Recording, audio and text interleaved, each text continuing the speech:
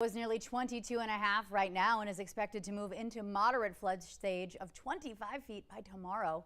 Now, parts of North Elm Street in Fargo and the 3rd Street underpass in Moorhead are closed. The Rivershore Drive underpass in South Moorhead and the old toll bridge, which connects 12th Avenue North in Fargo to 15th Avenue in Moorhead, will be next. Also, city parks along the river are starting to flood. Major flood stage of 30 feet is expected this weekend. The 1st Avenue North underpass in Moorhead closes at 31 feet. The 1st Avenue North bridge between Fargo and Moorhead will shut down at 32 feet. Flood walls along 2nd Street near Fargo City Hall will also be in place by 32 feet as well. The National Weather Service is forecasting the Red River to crest between 32 and 35 feet. And that means some pumps are working overtime for many people in Minto, North Dakota. That's where water rose more than 3 feet in less than 10 hours Sunday night, well into Monday morning.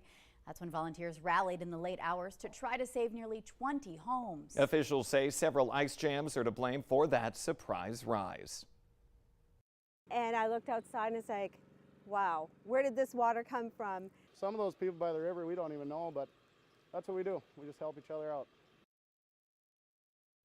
The last time the Forest River was that high was 2004 when it crested at 9.27 feet. Minto's record flood came in 1950 at 11.8 feet. Time now for an update from meteorologist Lisa Green in our storm team forecast. Good morning, Lisa. Good morning. Let's check in on the Forest River at Minto. It is coming down. Thank goodness. We're seeing it drop to right around moderate flood stage here. Currently at 7.86 feet. It's expected to hold there for a little while today and then continue dropping from there. So some relief there. Other rivers we know are on their way up, especially in southeastern North Dakota, where we're focused in on some of that standing water right now. This is a DOT cam from the Castleton area along I-94. Look at all this water in the ditch. It's open, it's moving here, so we've got that water moving, but you can also see open land as well. So some promising signs, and then some areas where, of course, we're dealing with that high water.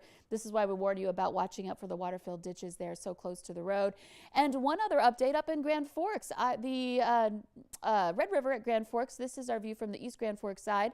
Yesterday at this time, we could see that the river was still on its banks, but you can see it's already in the last 24 hours started spilling out in town here, and it will get closer and closer to this camera view as we go through time as that river rises. We're at 29 degrees in Grand Forks right now, some sunshine. You can see it shining off the buildings and the Sorley Bridge, and wind is out of the east-northeast at 3 miles per hour, so it's very light. In Fargo, nice view of that sunrise here this morning. There goes a flock of geese. You can see them there flying northward.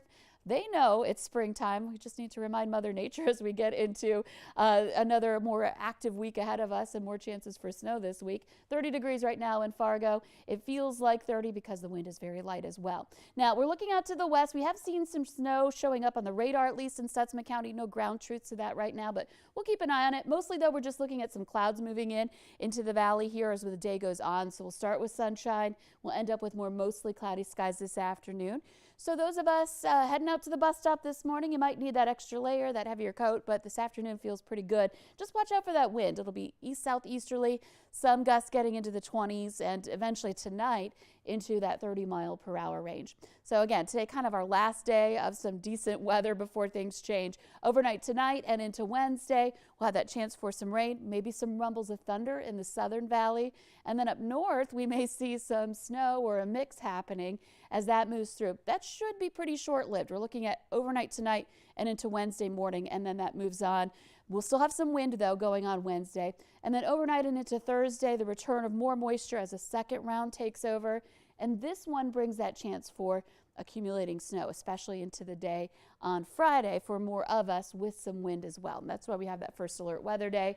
But again, as we head into the weekend and next week, we'll start warming things up. And we're going to melt that snow pretty quickly. A little concerned about the amount of moisture that's moving in. We're looking at a lot of places in that half-inch range or more. So we'll continue to keep an eye on that for you as the week progresses. All right, we just have to make it through this week, this Friday, and we're looking ahead again at spring, luckily. Yes, it will be coming back. Winter is only coming back for a very short time. Okay, I'm going to keep you to that, Lisa.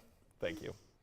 All right, we all know this problem too. Potholes in the FM Metro can be a big headache for many drivers, and some residents may even be thinking that they want to fill them themselves. But Fargo and West Fargo Public Works departments are warning you against it. In the Valley Today's Nishay Taylor joins us live with why they're saying you should not pick up the asphalt and pour it in yourself. Good morning, Nishay. Well, good morning, Jordan and Ashlyn. I'm going to walk over to this pothole here and kind of inform you guys on how it actually happens. What happens is when the winter freeze occurs over top of these roads, once all of that thaws out, it starts to crack the road. Now, when the snow melts or the moisture gets inside, that's when the problems begin to start and the potholes become much bigger. Now, Public Works officials for both Fargo and West Fargo say a lot of prep work goes into filling these potholes. The potholes first have to be cleaned to allow for the adhesion to work properly. While it's not illegal, they say it may not be the best idea to fill those potholes yourself. It would not be against the law, but there is nothing pertaining to ordinance that would restrict them from doing it. We would not encourage residents to partake in working in the right of way and trying to fill their own potholes.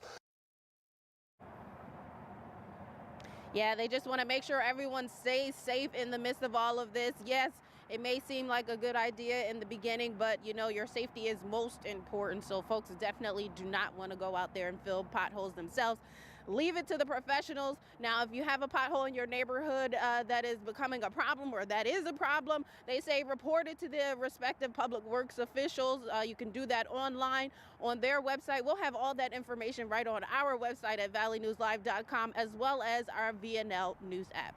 Reporting live in Fargo, Nishay Taylor, Valley News Live. You know, the not so pretty side of spring, all of this flooding and then all of the emergence of these potholes. Wow. Thank you for bringing us that information this morning, Nishay. It is now 6:57. Moorhead police are investigating a suspicious death on the city's north side. The officers were called yesterday morning to the 1800 block of First Avenue North for a welfare check, and they found a man's body in an apartment. No other details are being released at this time. The Ramsey County Medical Examiner's Office is now conducting an autopsy to confirm ID and that cause of death. A West Fargo man who was killed while riding his motorcycle last week will be buried at Fargo National Cemetery. Memorial services for Marine Corps veteran Tommy Fredette are scheduled for tomorrow night, with the memorial service on Thursday morning. All services are happening at Bolger Funeral Home in downtown Fargo. Fredette will be buried in June. Police are still looking for the driver who's accused of hitting Fredette. A warrant is now out for the arrest of 28-year-old Takoya Saldana, who police say was drunk and driving at a high rate of speed at the time of the crash. The body of Pope County Sheriff Deputy Joshua Owen is back in Glenwood, Minnesota, the community where he lived and served. Dozens of people filled the streets to welcome him home yesterday, and his body was transported from the state medical examiner's office. Nearly every law enforcement agency in the state was represented, showing support for Owen's family and friends. Owen was shot Saturday while responding to a domestic disturbance call in the small town of Cyrus. Owen's partner Brody Merrill was also shot and is okay physically, but family members say he's devastated at losing one of his best friends. The funeral for Deputy Owen will be on Saturday. Well, what a month it was for Hector Airport. March set a record at Fargo's airport with nearly 100,000 people passing through the terminal. We all wanted to get out of town. The total passenger count a little more than 98,000, which breaks the previous record of 89,000 in December of 2019. Officials are in the middle of a project to expand the terminal, which would then allow for additional aircraft at that airport. Today is tax day. It's the deadline to file taxes with the IRS. Those who need more time can request an extension that would last until October 16th. And so far, more than 200 million people have filed their taxes this year, according to the latest data on the IRS website.